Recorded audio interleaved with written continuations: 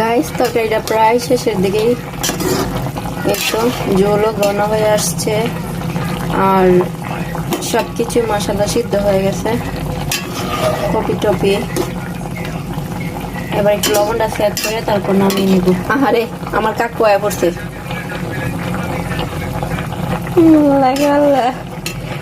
কাকু সুর হইলে স্বভাব ভালো, খা।